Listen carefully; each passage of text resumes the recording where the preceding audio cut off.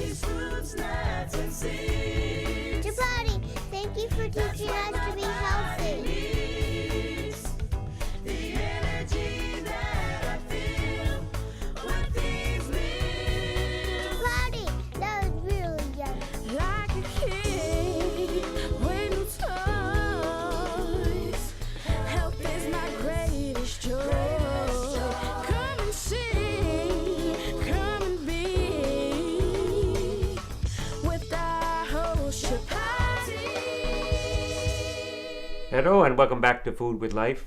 How can indeed this, what we're talking about, this miracle food, olive oil, can it indeed have an impact here? It can, and you know, what seems to be counterintuitive is that you are holding up a fat in your hand, and we're talking obesity, and people go, well, fat, that's got a lot of calories in it, more than sugar, tablespoon for tablespoon, but no, it depends what your calorie type intake is.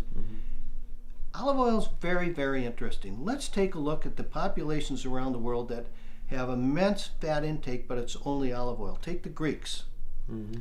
The Greeks can consume up per capita between 25 to 50 liters of olive oil a year. Wow. We consume probably about 1 liter per capita per year. So maybe they have up to 50 times. They should be 50 times as obese as we are. Right. Absolutely not. Right. No, because we have substituted our fat. We might have a little lower fat in our diet, but we have a lot more simple carbohydrates, which is the real scourge. There are also something about olive oil, and there's still research going on this, but it's intriguing. It has to do again with these polyphenols. That it's almost anti-obesity. There's a couple clinical studies out that took a look at two groups of people. One that had a standard, quote, low-fat American Heart Association diet, and the other did the Mediterranean diet, whose only fat is olive oil. Right. And they, in fact, supplemented that with 4 tablespoons of olive oil a day in addition. So it's a very high fat. And yet, the obesity index was much lower in that olive oil group. It's intriguing. To me, the key is the polyphenols. I mean, that to me is the bottom line. Isn't that what you say is the mainstay? I mean, without the polyphenols, there's nothing medicinal, no healing qualities, or very little about olive oil. I think you put it perfectly, and I really feel strongly that that's the case. Yes, there's a little health benefit, as I said. We have monosaturate fats, and those are nice. Those don't go away. But most of the benefit are those polyphenols, and that is why it's important to get an oil that has those polyphenols in them and has not lost them. Right. And even as we have more olive oil in our diet, it kind of predicates us to want to eat more vegetables. Understand? You know, olive oil is not really something we have olive oil with bread, I know, at the Italian foods, but olive oil goes wonderfully well with all vegetables. It's phenomenal with vegetables. I call it Mediterranean ketchup. We drizzle it over, and in the Mediterranean, that's how they use most of their olive oil. It's not in sautéing. Right. Some's in baking, but most of it is just drizzled over foods as it comes out of the oven, off the grill, or on their plate without cooking. Yeah, it's great. I know there's a company that's Nouveau olive oil. They produce it here in California. It's quite good in many good brands, but this is a very special one, I know. And I was wondering about, when we're talking about calories, you know, I know obesity, a large part of it is due to the people take in all this food, but they don't exercise. And my thought was, what if people do work at computers and they do a lot of, let's say, excessive mental exercise?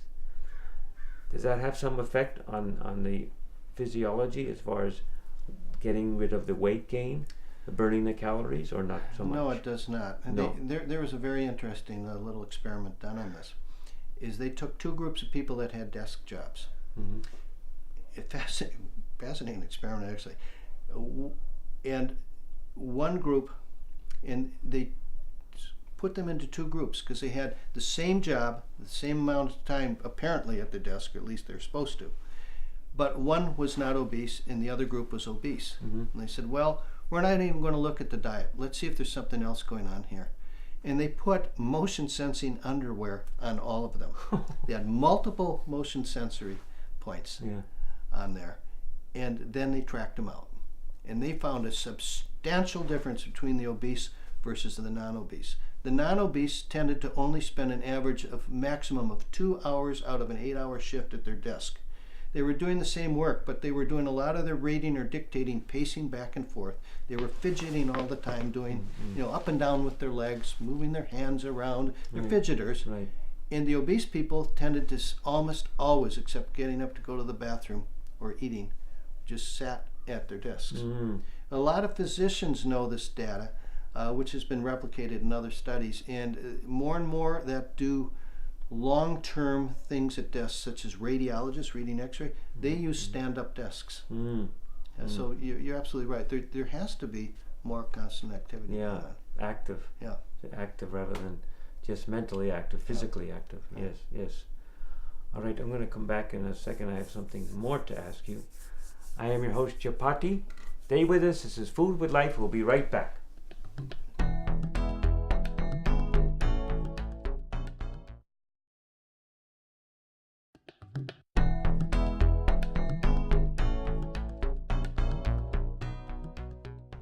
Welcome back to Food with Life. I am your host, Chapatti, with our very special guest, board certified cardiologist, Dr. Stephen Grayback.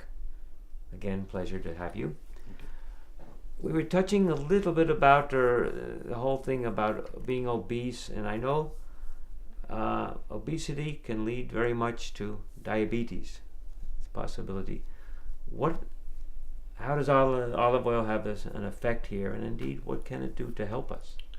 Well, we know substituting olive oil as a fat tends not to be associated with obesity. There are several studies out there that have demonstrated this. A very intriguing study was done in Spain that had 7,500 people split into two groups. And the group that had the olive oil as the fat they used had a decreased incidence of obesity compared with the other control group. It's very interesting. And this has, as we know, diabetes is related to obesity. Obesity, in a sense, opens the door for diabetes. And diabetes can be indolent. In other words, even though you carry the gene inactive, it just doesn't happen to display itself if body weight's kept ideal. That being said, there also seems to be something more, an additional with olive oil that may be anti-diabetic. This very study I mentioned about from Spain is called the PREDIMED study. It was released about 2 years ago. And there's been a wealth of data that has been able to be gotten from this study.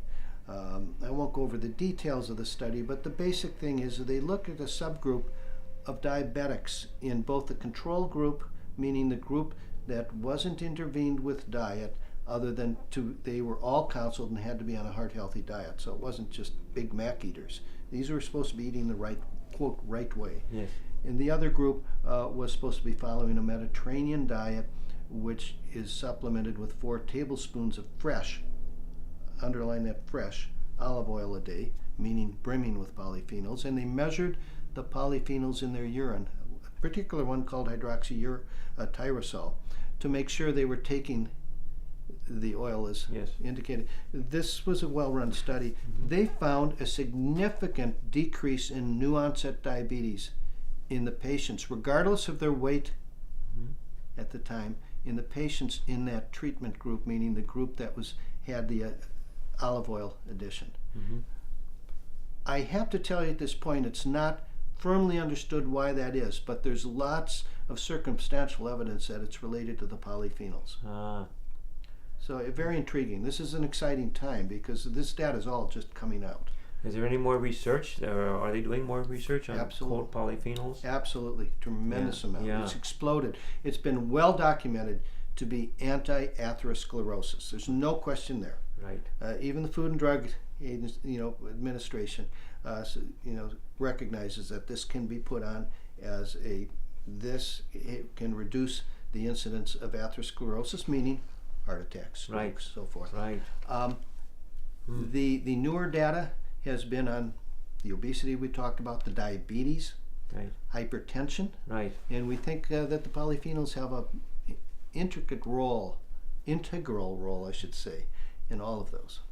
What's so remarkable is that it's right within our own hand, within our own mouth, and it's a delicious remedy. It is. It makes every food taste explode. Exactly. When you use a good olive oil, it amplifies the taste of that food. Right. Right. It also can unlock vitamins and make them more easily absorbable. So now we get into an issue. We've talked about several things with the body, and now this is another major killer beside heart disease, and it's the big C, as they say, cancer. And again, we could say it's the polyphenols battling the cancer cells. I don't know. Tell me the details here and exactly how it can have an effect on. Well, I think most recently Cancer. we think we have a real good idea about this. First off, as you know, our cells divide normally, and there's a replication happening, and the message for how to make a new cell is in our DNA. Okay, that's kind of wound together. When you have oxidation going on, these oxygen-free radicals, these bad actors that are very toxic molecules hitting it, it can open up that DNA a little bit and damage it. And all of a sudden, if it hits the wrong part of the DNA, it may be the part that is involved with controlling cell replication, how a cell divides. And if it doesn't have the control, that it's like a governor on a carburetor going out of control. The engine starts racing, these cells start dividing, and they don't know when to stop. That's what cancer is. Okay, I want to get more into that in a second for our next segment, okay? Okay. Stay with us. This is Food with Life. We'll be right back.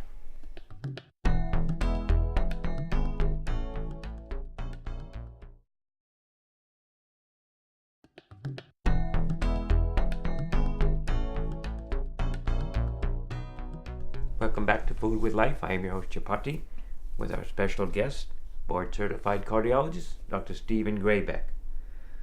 Again, you were touching about the big C. We talked a bit about it, cancer.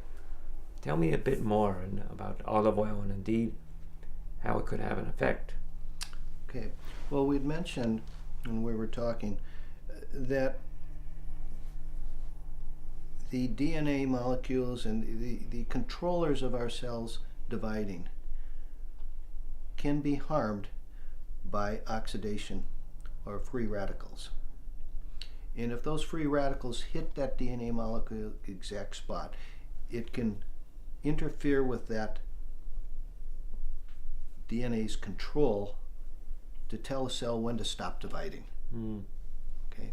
And all of a sudden the cell just keeps dividing wildly, and that's how a tumor grows, and then a piece breaks off, and that's how a metastasis, a distant tumor, grows, and that's how the disease progresses. Right. That's what cancer is, basically. It's out of control cells. Polyphenols, you mentioned, can help protect against that because they're like sponges for these oxygen-free radicals.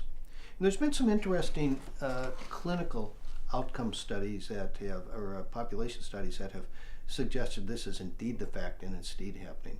So is it that they absorb the free radicals? They absorb the free radicals and they neutralize them. Right. So they're particularly effective at doing that. Wow. So they're sort of like the force shield around the DNA. They help absorb all the hits because those hits are always happening. I'm shocked. It seems like it's such a not necessarily a cure, but why don't they go to clinics and prescribe olive oil capsules 4 times a day of 6 tablespoons or it seems like a steadfast way to go. You would think so, wouldn't you? Yeah. However, we live in the real world. A pill seems easier to prescribe than to take some time to talk about the diet. But also, there's no pharmaceutical industry behind olive oil. Right. Right. Except nature. So I mean, sure, there are a lot of factors. I mean, we want the quick, easy fix. Right. Because if you're doing olive oil, what you're doing is you want that low-level protection all the time. You don't. It's not like sending the cavalry and the 7th Cavalry in and wow, let's take charge of the situation like a pill. Right. And it's not like using an antibiotic to get rid of a bad bacteria infection. This is something that you're just doing daily and daily. Background protection, nothing exciting about it. You know what? I think we all like the exciting big interventions. Right. And unfortunately, we're penny wise and pound foolish with our health. Right. Interesting. Another thing I was reading about this, we understand it can definitely help with cancer, but the whole thing about aging, as we grow older, we move slower, the muscles break down, we get arthritis for some people, the whole body begins to shift, and I know there have been studies indicating that with the olive oil and the polyphenols there's a less risk of getting rheumatoid arthritis. So tell me a bit about this and indeed its effect on aging and chronic disease. Well, the rheumatoid arthritis itself, the chronic disease progression, is more the anti-inflammation story. Okay, and polyphenols, I made a case that they are nature's potent anti-inflammatory agents. They do that by quashing that oxidation, which causes inflammation. And so there is certainly work. In fact, if you take oleocanthal, is one of those polyphenols that are friends. If you've ever had an olive oil that burns the back of your throat, scratches the back there, have you had that? Yes. Okay. What you're feeling back there is oleocanthal, one of those polyphenols. It hits receptors at the back of your throat. Now, if you took ibuprofen, do you know what that is? An anti-inflammatory. Yes. One of the brand names is Motrin, but there are many different types of it. But people take it commonly for joint aches and pains. Yes. Exactly. It's not a narcotic, it's an anti-inflammation medicine. If you ground that up in water and drank it, you get the exact same scratch in your throat because oleocanthal and ibuprofen hit the same receptors. They're very similar. These are very potent anti-inflammatories, and if you're taking, but they don't have any bad drug side effects. They're good medicinal things for us that are natural in plants. So the arthritis, there's certainly good evidence suggesting that there's a decrease in arthritis. Is it an acute treatment for arthritis? I don't know how much you'd have to drink to have a joint not hurt. That's not the case I'm making. I'm just saying that if you chronically are taking this, you have less chance of having these problems. The aging is a fascinating situation. I want to take a break. We get into this more. It's a very expansive topic. Stay with us. This is Food with Life. We'll be right back.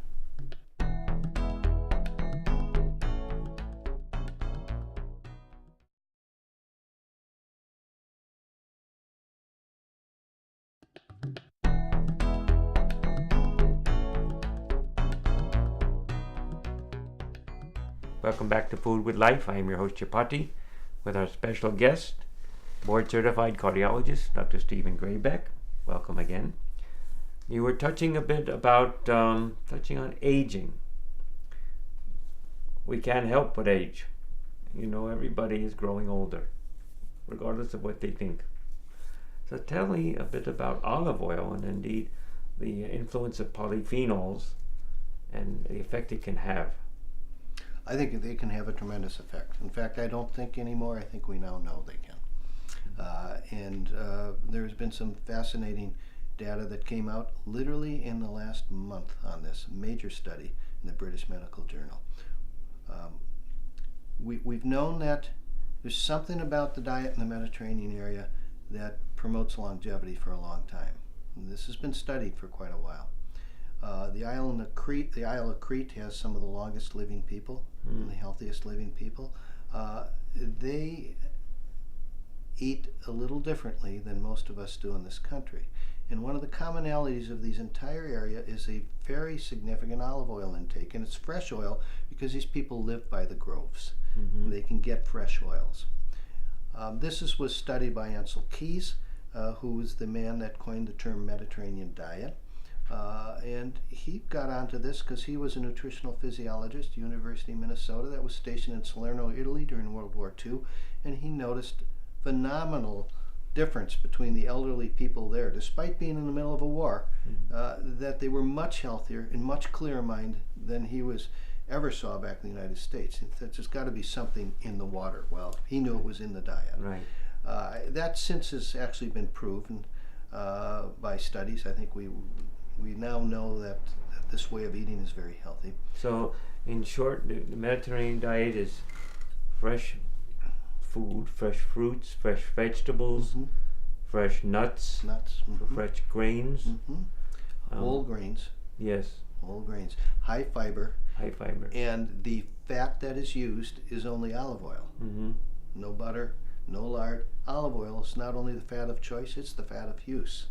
So it is a very rational diet. People say Mediterranean diet. It does not mean a pasta diet.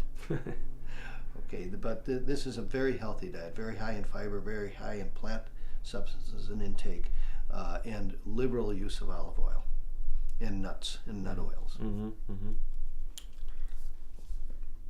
I can't say anything more, but thank you. What you've given us is wisdom and brilliant knowledge. I want to thank you very much. My honor to have you here on Food with Life. It's been my pleasure, and thank you so much. And we'll be in touch sooner or later with olive oil. All right. Thank you. This is Food with Life with our wonderful guest, Dr. Stephen Grayback, who's given us a world of information about olive oil. Stay well, and eat the proper and the best olive oil, and it'll help you very much. I am your host, Chapatti. This is Food with Life. We'll see you very soon. Bye-bye.